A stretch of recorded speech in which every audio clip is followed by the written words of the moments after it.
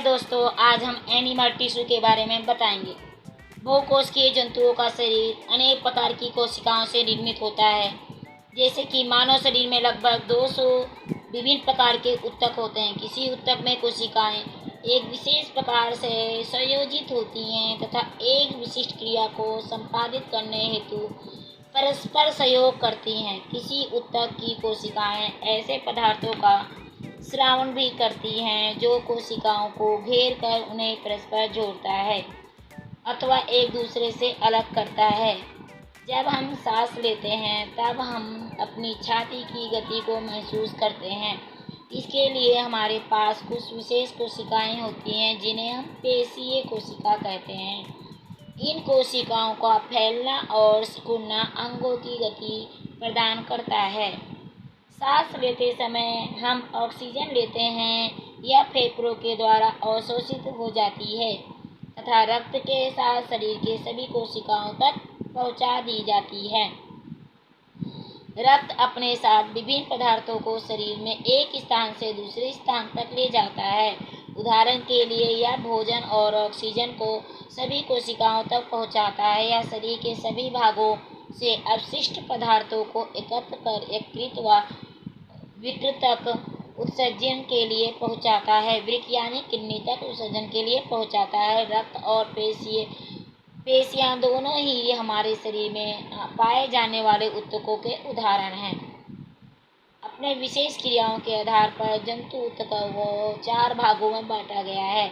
First है एपिथेलियमी tissue, second है connective tissue और थर्ड है मस्कुलर टिश्यू और फोर्थ है नर्वस टिश्यू। एपिथेलियल टिश्यू शरीर की बाहरी एवं आंतरिक अंगों की श्लेष्मिक झिल्ली जिसे म्यूकस मेम्ब्रेन्स का निर्माण इस ऊतक से होता है। यह कोशिकाओं की ऐसी पतली परत के रूप में होता है जो शरीर की रक्षा करने वाले कवच या आवरण का कार्य करते हैं। उदाहरण के लिए त्वचा की बाह्य परत, मुख गुहा, नासा गुहा, फेफड़े, अमाशय आदि की आंतरिक सतह। इसकी आकृति उपकला ऊतक की कोशिकाएं चपटे और घनाभ स्तंभाकार आकृति के होते हैं। सभी प्रकार की उपकला कोशिकाएं परस्पर कसकर सटी होती हैं अतः इनके बीच में स्थान नहीं होता है। कारिकाएं या ऊतक शरीर में खोखले अंगों जैसे आहार नार का आंतरिक स्तर बनाता है जिससे इन अंगों की सूक्ष्मजीव यांत्रिक चोट आदि से रक्षा होती है। एपिथेलियम छोटी आंत से बचे हुए भोजन के अवशोषण में भी सहायक होती है। यह वृक्क नलिका में रक्त के छानने उपयोगी पदार्थों के पुनः अवशोषण में सहायक होती है। यह एक अवरोधक बनाकर विभिन्न अंग तंत्रों को अलग अलग बनाए रखता है। फेफड़ों की कूपिका व रक्त कोशिकाओं में या गैसों के विनिमय में भी सहायक होता है। एपिथेलियम ऊतक त्वचा के रूप में शरीर का बाहरी आवरण बनाता है जिससे शरीर में अन्य ऊतकों की हानिकारक रसायनों से रक्षा होती है। एपिथेलियम के प्रकार ये कई प्रकार के होते हैं। फर्स्ट है स्क्वामस एपिथेलियम टिश्यू जिसे सेल की उपकला ऊतक कहते हैं। यह आघात, बाहरी अंगों को आघात, कीटाणुओं, हानिकारक रसायनों और तथा सूखे जाने से बचाता है। सेकंड है स्ट्रैटिफाइड एपिथेलियम स्थिर उपकला ऊतक। ये ऊतक त्वचा की आंतरिक परतों तथा नेत्र की कॉर्निया में पाए जाते हैं। इन ऊतकों का निर्माण समान व असमान प्रकार की कोशिकाओं की अनेक परतों से होता है। थर्ड है घनाकार उपकला ऊतक क्यूबॉइडल एपिथेलियम। यह ऊतक किडनी, सिल्वरी ग्लैंड तथा अन्य ग्रंथियों के वाहक नलिकाओं में पाए जाते हैं। इनकी कोशिकाएं घना और आकृति की होती हैं। फोर्थ है स्तंभाकार उपकला ऊतक जिसे कोलुमनर एपिथेलियम बोलते हैं। इन ऊतकों की कोशिकाएं लंबे वर्गाकार स्तंभों की होती हैं और यह ऊतक अमाशय तथा आंतों की भीतरी त्वचा में पाए जाते हैं। पंचमाभी स्तंभाकार ऊतक जिसे सिलिएटेड कोलुमनर एपिथेलियम बोलते हैं। शरीर के कुछ भागों की नलियों जैसे श्वास नली, अंडाणु वाहिकाओं की भीतरी श्लेष्मिक झिल्ली की कोशिकाओं पर रोम होते हैं। ये रोम निरंतर लहराते हैं, नलिका से गुजरने वाले पदार्थों को भीतर की ओर ढकेलते रहते हैं, जिसे सिलिएटेड कोलुमनर एपिथेलियम कहते हैं। Glandular columnar epithelium, glandular columnar epithelium, इन ऊतकों की स्तंभाकार कोशिकाओं में कुछ बड़ी कोशिकाएं भी होती हैं, जिसे विशेष रासायनिक पदार्थ जैसे जठर रस से गैस्ट्रिक जूस का स्रावन होता है। कुछ नलिकाएं ग्रंथियां, लाल ग्रंथियां जिसे सेरेब्री ग्लैंड या स्वीट ग्लैंड, अश्रु ग्लैंड या टीयर ग्लैंड जिसे होते हैं आदि कोशिकाओं के भीतर की ओर बनी रिक्तिकाएं होती हैं, जिनमें ग्रंथि से स्रावित द्रव एकत्रित होता है। अब आ जाइए कनेक्टिव टिश्यू, मोस्ट इम्पोर्टेंट है कनेक्टिव टिश्यू। कनेक्टिव टिश्यू किसे कहते हैं? इसकी उत्पत्ति भ्रूण के मेसोडर्म से होती है। शरीर में ये ऊतक सबसे अधिक लगभग 30% होते हैं। ये विशेष प्रकार के ऊतक होते हैं जो शरीर में विभिन्न अंगों को सपोर्ट देने तथा उन्हें अपने स्थान पर बनाए रखने एवं परस्पर संयोजन करने का कार्य करते हैं, इसलिए इन्हें संयोजी ऊतक कहते हैं। उदाहरण हो गया अस्थियां, उपास्थि, अस्थियां यानी बोन, उपास्थि कार्टिलेज, लिगामेंट, टेंडन, ब्लड और लिम्फ, ये सब हो गए संयोजी ऊतक होते हैं। फर्स्ट, संयोजी ऊतक की विशेषताएं। क्या क्या इनमें विशेषताएं होती हैं? संयोजी ऊतक की जो कोशिकाएं होती हैं अंतराकोशिकीय मैट्रिक्स की उपस्थिति के कारण एक दूसरे से अलग होती हैं। संयोजी ऊतक की कोशिकाएं जीवित होती हैं। संयोजी ऊतक में रक्त वाहिकाएं पाई जाती हैं। संयोजी ऊतक की कोशिकाएं तंतुकोरकीय भरण पदार्थ व तंतुओं को बनाते हैं और इसमें कोलेजन तंतुओं की दृढ़ता में कमी आने से बुढ़ापे में त्वचा पर झुर्रियाँ पड़ जाती हैं। किसके कारण होती है? तंतुकोरक के कारण। वसा कोशिकाएं अपनी रसधानियाँ या धानियों में वसा का संग्रह करती हैं। संयोजी ऊतक के कार्य क्या है? यह एक अंग से दूसरे अंग को, एक ऊतक से दूसरे ऊतक को जोड़ते हैं। यह जीवों के शरीर को निश्चित आकार प्रदान करते हैं, कोमल अंगों की रक्षा करते हैं, रक्त, पचे हुए भोजन जैसे कि हार्मोन्स, उत्सर्जित पदार्थों का शरीर के एक भाग से दूसरे भाग में संवहन करता है। इसके अतिरिक्त यह शरीर की सुरक्षा, तापमान नियंत्रण आदि में भी सहायक होता है। संयोजी ऊतक के प्रकार। मैट्रिक्स की प्रकृति के आधार पर संयोजी ऊतक को निम्नलिखित भागों में बांटा गया। फर्स्ट है तरल संयोजी ऊतक, जिसे फ्लूइड कनेक्टिव टिश्यू बोलते हैं। तरल संयोजी ऊतक शरीर के विभिन्न अंगों में संबंधी स्थापित करता है तथा शरीर में निरंतर बनाए रखता है। इसमें रुधिर तथा रसिका शामिल होते हैं। रुधिर एक तरल संयोजी ऊतक होता है। रुधिर यानी ब्लड के बारे में हम बताएंगे। ब्लड क्या है? ब्लड भी एक कनेक्टिव टिश्यू के रूप में माना जाता है। रुधिर एक तरल संयोजी ऊतक है। इसमें ऊतक की रुधिर प्लाज्मा नामक तरल द्रव मैट्रिक्स माध्यम में गतिशील होता है। रुधिर प्लाज्मा में प्रोटीन तंतु नहीं होते हैं, परंतु रुधिर कणिकाएं नामक कोशिकाएं भी होती हैं। प्लाज्मा रुधिर के कुल आयतन का 55% होता है।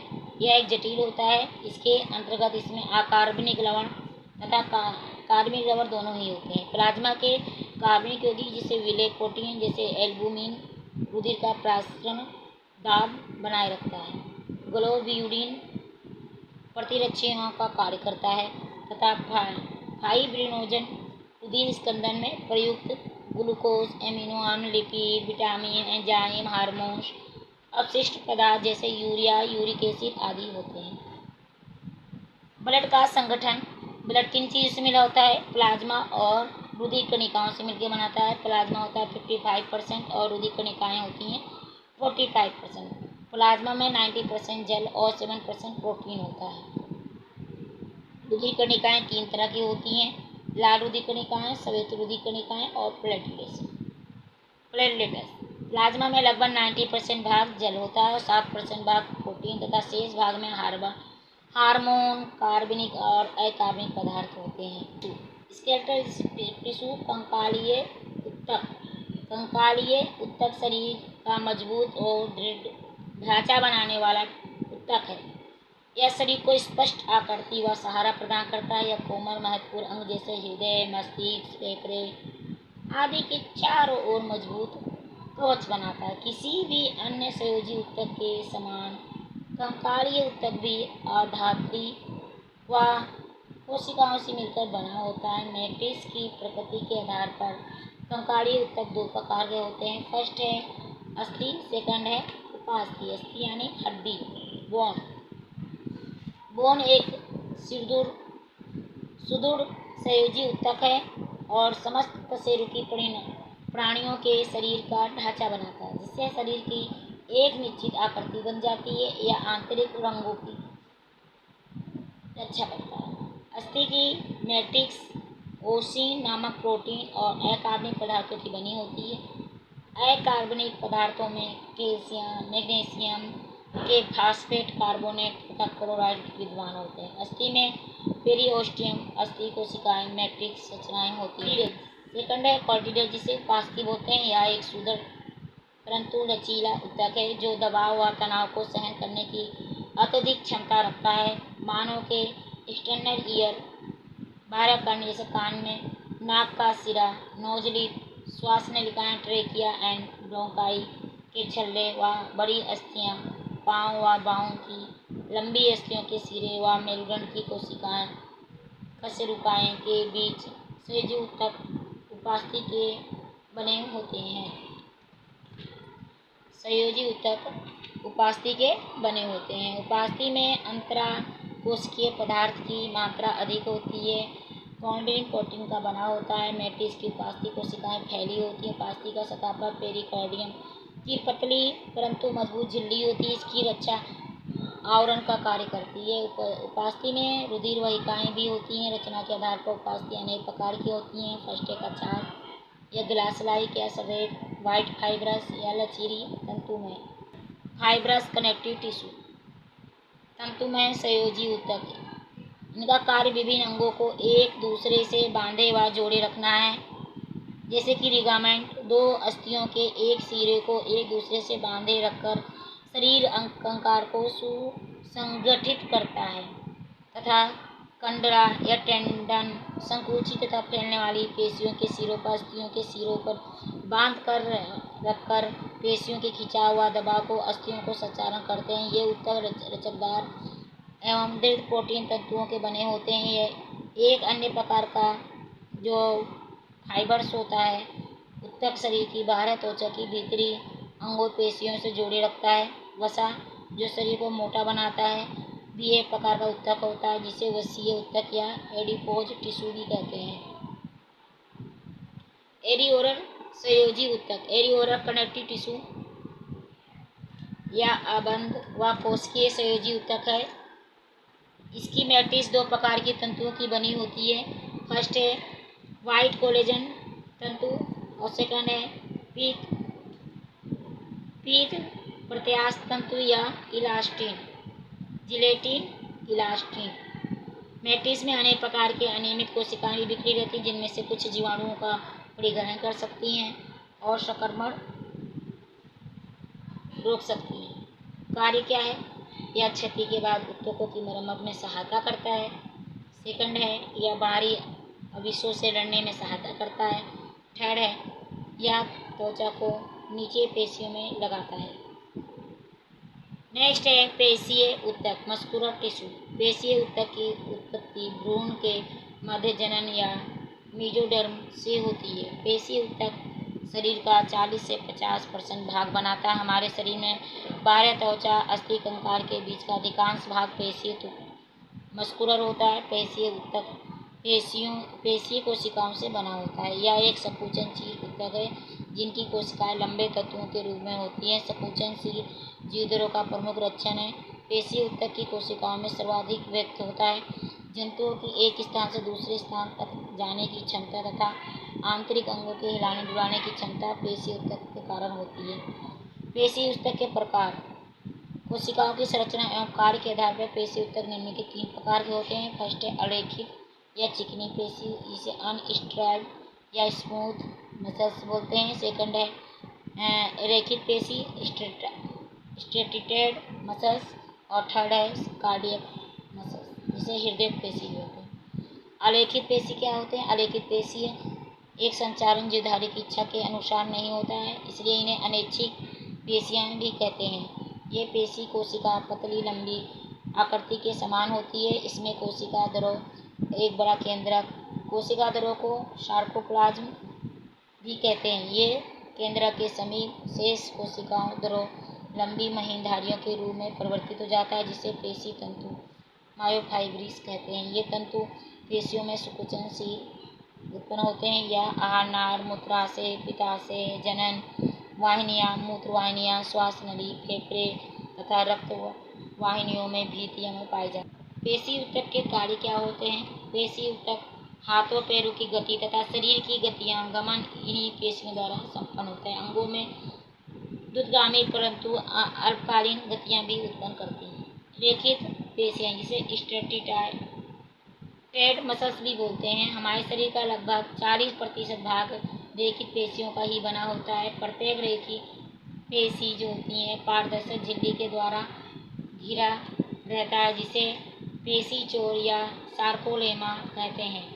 एक रेखित पेशी तंतु में अनेक केंद्रक होते हैं। केंद्रक के चारों तरफ एक जुगरों को सार्कोप्लाज्म कहते हैं। इन पेशीय तंतुओं में पाए जाने वाले लंबे कुचनशील समांतर तंतु या मायोफाइब्रिस पाए जाते हैं। प्रत्येक तंतु पर एकांतरम में व्यवस्थित गहरे व हल्के डार्क लाइट या पट्टियां होती हैं। प्रत्येक रेखित पेशी का तंतु एक विशेष प्रकार की संयोजी ऊतक एंडोमाइसियम द्वारा घिरा रहता है। ये पेशियां जीवधारी की इच्छानुसार जिसे एंडोमाइसियम द्वारा घिरा रहता है। ये पेशियां इच्छानुसार कार्य करती हैं, इसलिए इसे ऐच्छिक पेशियां वॉलंटरी मसल्स भी कहते हैं। उदाहरण के लिए शरीर के समस्त हिलने डुलने वाले भाग पर आगे वाले पैर या पक्षपादी हाइंड लिम्ब में ये होती हैं। फॉरलिन और हाइंड लिम्ब में ये पाई जाती हैं पेशियां, जिसे रेखित पेशियां कहते हैं।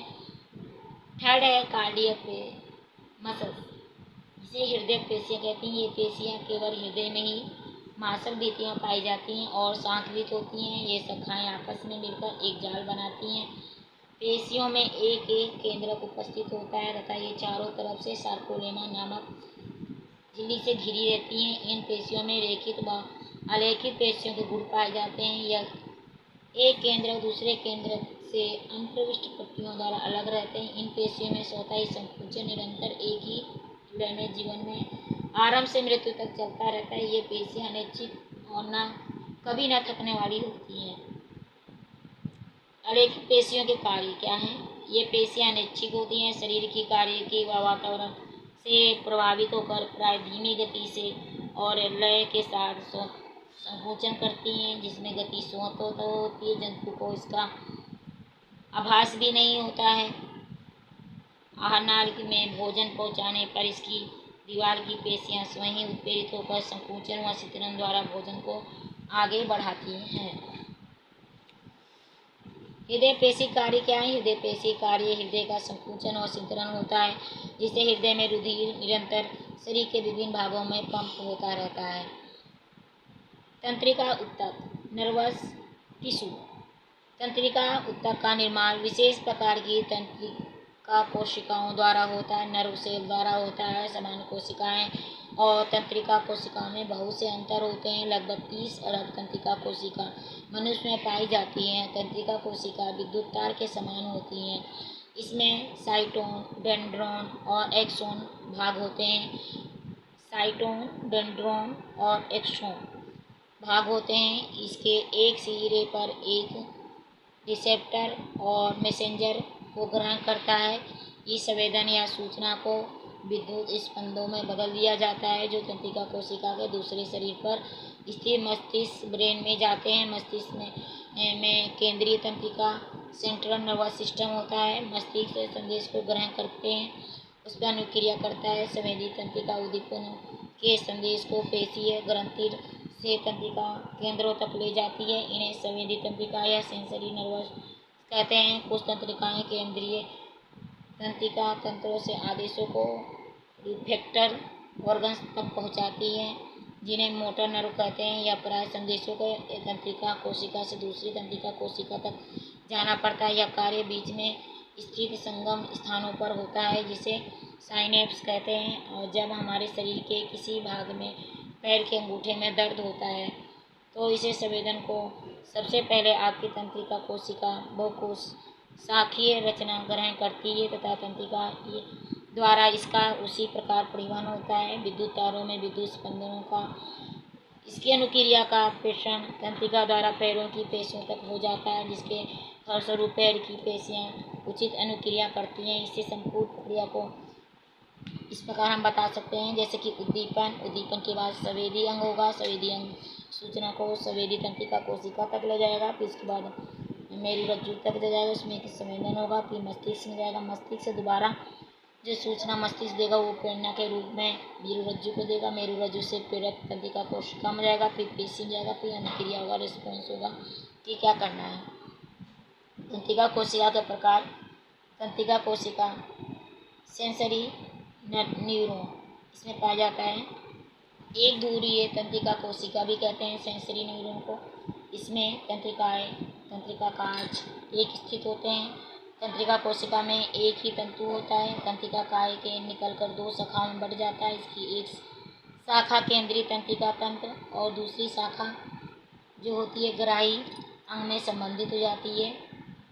अतः ये संदेशों को ग्राही अंगों जैसे कि आँख, त्वचा से प्राप्त कर मस्तिष्क या मेरुरज्जु में पहुंचाते हैं।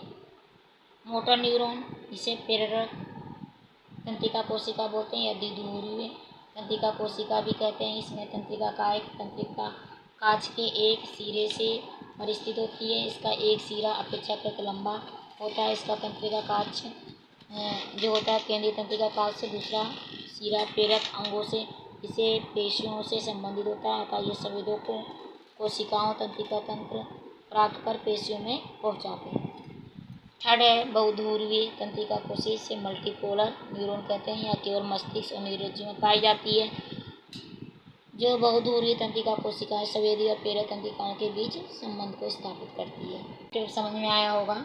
एक बार छोटे से रूप में समझाते हैं। उत्तक किसे कहते हैं? उत्तक कोशिकाओं का समूह होता है जिसमें कोशिकाओं की संरचना और कार्य एक समान होता है। एंटीजन किसे बोलते हैं? एंटीजन बाहरी पदार्थ टॉक्सिन जो विशिष्ट प्रतिरक्षी के उत्पादनों को उद्दीपित करता है जब उसे जीव के शरीर के अंदर प्रवेश किया जाता है। एरेनकार्ना किसे कहते हैं? एरेनकार्ना में कभी कभी अधिक मात्रा में वायु उपस्थित होने के कारण जलीय पौधों में उपलब्धता उत्पन्न करने में सहायक करता है। सरल ऊतक इनकी कोशिकाएं एक ही प्रकार की कोशिकाएं परंतु विभिन्न कार्य होते हैं।